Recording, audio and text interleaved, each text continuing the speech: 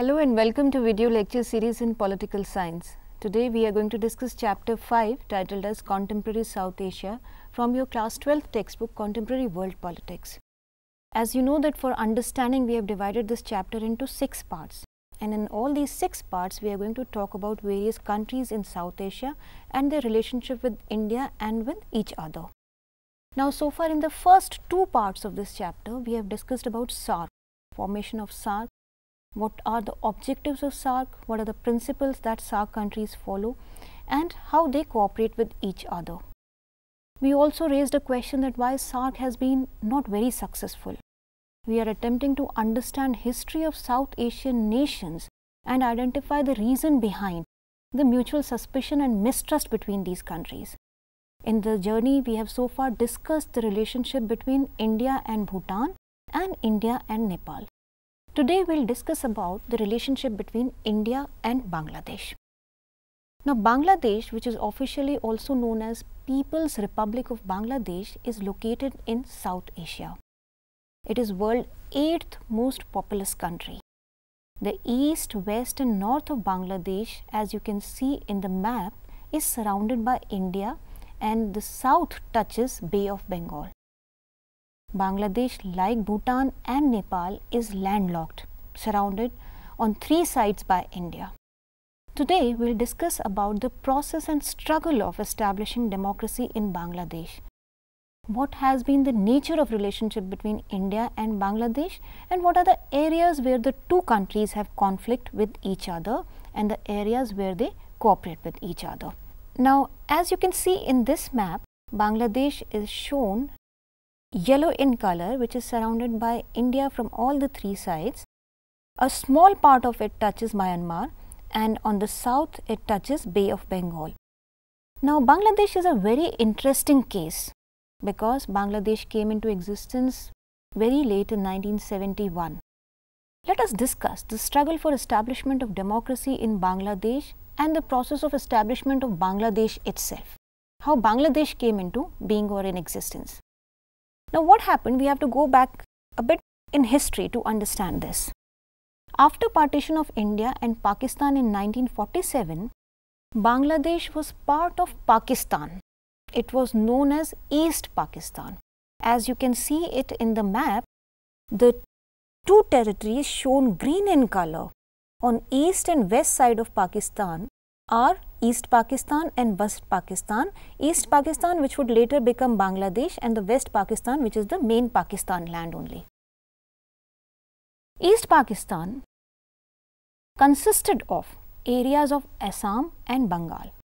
Although population in both the regions, East and West Pakistan, was almost equal, but the political power was concentrated in the hands of the political groups in West Pakistan.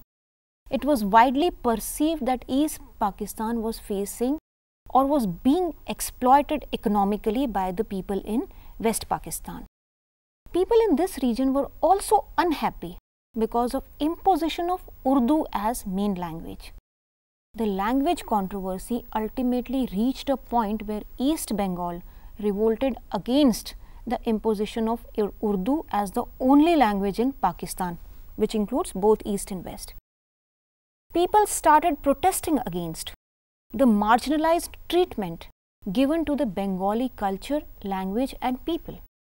Several students and civilians lost their life in the protest when police held a crackdown on 21st of Feb in 1952.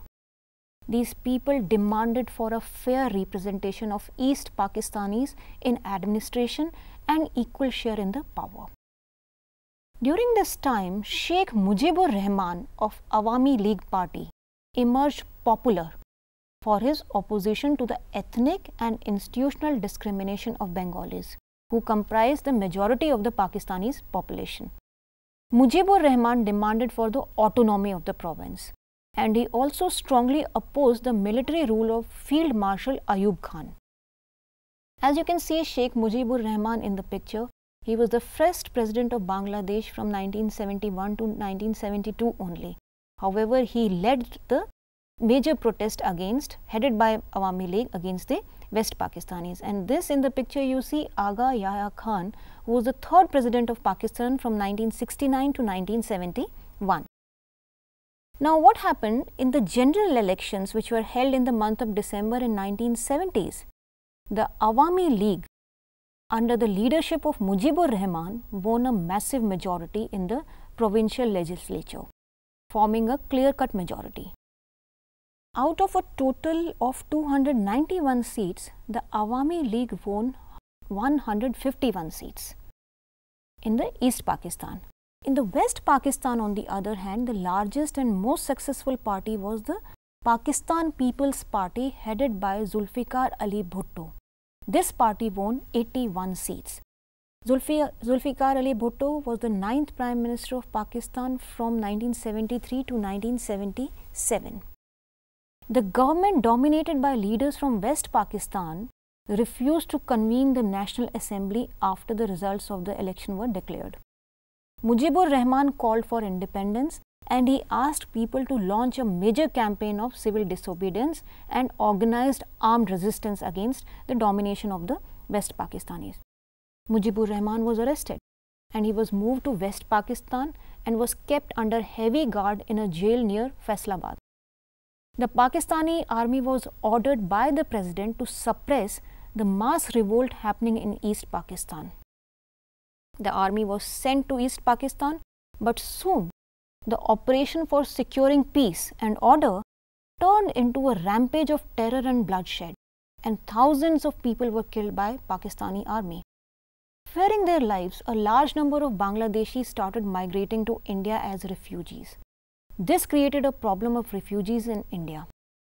India supported the demand of Awami League for independence, and it also provided military and financial help to the people to fight their war for independence.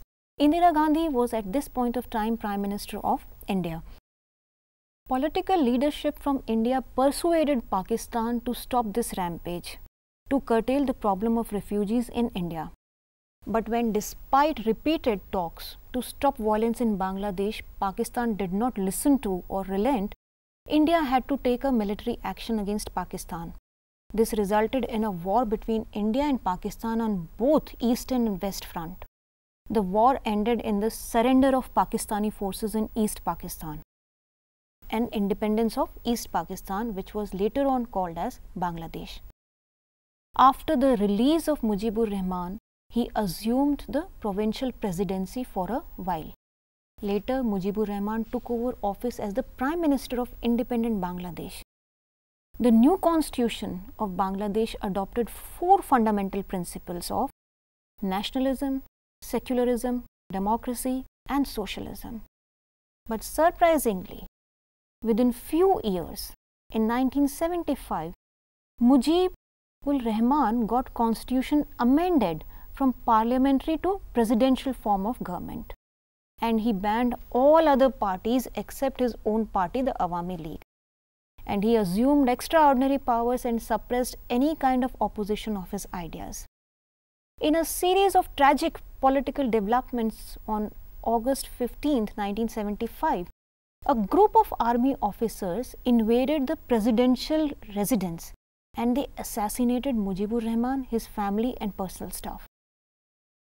The army chief Ziaur Rahman, after the coup in 1977, took control of Bangladesh. Ziaur Rahman also formed his own Bangladesh National Party, and he won elections in 1979.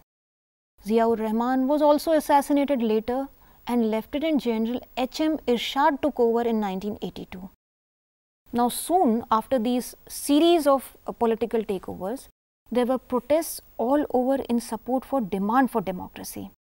These protests were mainly headed by students from universities. Irshad was forced to allow political activity to some extent. He was later elected as President of Bangladesh, and he remained in power till 1990, when a mass demonstration forced him to step down from the position of power. Parliamentary elections were held in 1991, and since then, multi-party representative democracy has been functioning in Bangladesh, and to a certain extent it has been successful. Now let us look at the relationship between India and Bangladesh. India has social, cultural and economic relationships with Bangladesh. This relationship is multi-dimensional. Bangladesh has been one of the countries of focus in India's Look East policy, which is one of the component of India's foreign policy. India and Bangladesh have cooperated with each other on environmental issues and disaster management. India is also one of the important trading partners for Bangladesh. The two-way trade in the year 2011 and 12 was $5.242 billion US. India's exports to Bangladesh accounted for $4.73 billion US and imports were a bit less, accounting only $0.498 US. India also offers economic assistance to Bangladesh for development. India has extended a line of credit of $1 billion US to Bangladesh for a range of projects, including construction of railway infrastructure, supply of locomotives and passenger coaches, procurement of buses and dredging projects also. In order to promote people-to-people exchanges between the two countries, the Indian government also offers a large number of scholarships to students from Bangladesh. The scholarships are offered for higher education and pursuing general courses in arts, science, engineering. They are also offering scholarships to pursue specialized courses in culture, drama, music, fine arts, sports, etc. You will be surprised to know that 3 diplomats from Bangladesh were imparted training at Foreign Services Institute in New Delhi in the year 2011. Now, given the shared history and commonality of language, that is Bengali culture, these cultural exchanges form an important bond of friendship between people of two countries. Special emphasis has been laid on promotion of exchanges in the fields of music, theatre, art, painting, literature, etc. between the two countries. But there have also been some issues creating differences between India and Bangladesh. One such issue is sharing of water of river Ganga and Brahmaputra. Indian government is also unhappy with Bangladesh for supporting anti-Indian Islamic fundamentalist groups. They are unhappy for not having taken any action against them. You know that India faces a security threat from large number of illegal migrants coming from Bangladesh, and some terrorists also get a passage during the process of illegal migration. Bangladesh also did not allow Indian troops to move to the northern eastern states of India through its territory. Bangladesh decided not to export natural gas to India, and neither did it allow Myanmar to do so through its territory. On the other hand, government in Bangladesh feels that India is a dominant power in the South Asian region, and it takes undue advantage of its dominance in the matters such as sharing of river water, in which India tries to stop the supply of river water. India is also encouraging, they think that India is also encouraging rebels in Chittagong Hills. They also feel that India is unfair in its trade and is trying to extract natural gas from Bangladesh. So there are some areas of cooperation and there are some areas of mistrust that create differences and friction between the two countries. Various issues need to be resolved if the relationship between India and Bangladesh are to be improved. These issues are about sharing of many international rivers that flow from India to Bangladesh. Issues of border patrolling, that is, the police keeps a check on illegal migration from Bangladesh to India, and also an issue of mutual cooperation to stop cross-border terrorism. On the positive side about cooperation, that is helping each other in development of infrastructure, can boost economic development and growth in both the regions. In the future, both Bangladesh and India are looking to broaden their area of cooperation by identifying areas of common interest, concern to both, and taking care of needs of each other.